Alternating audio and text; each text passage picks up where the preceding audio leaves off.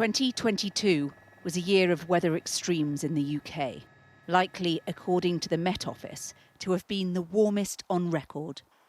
It meant heat waves and destructive wildfires, and a punishing drought that sucked the life out of rivers and lakes.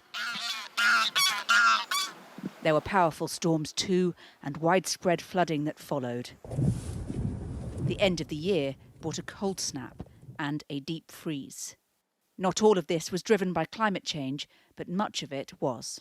We can't tackle and adapt to climate change without restoring nature. Now the National Trust is warning that what could be the new normal presents a real challenge for our natural world. They've had a really tough year, and we've seen whole grassland landscapes, like places like around Stonehenge, where the grass and the flowers have just died back very prematurely. And that, of course, has knock-on impacts on things like the pollinators, like butterflies and bumblebees, which are reliant on those plants. You're losing habitat and food sources for the wildlife, and so it cascades down these ecosystems.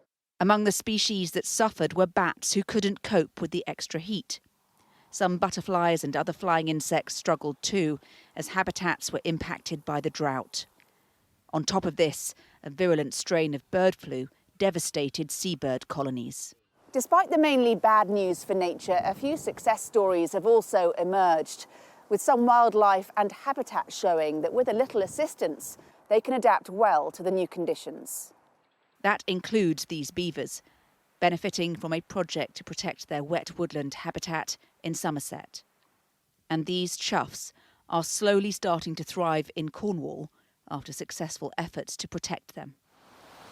The natural world demonstrating both its fragility and resilience as our weather becomes more unpredictable and extreme.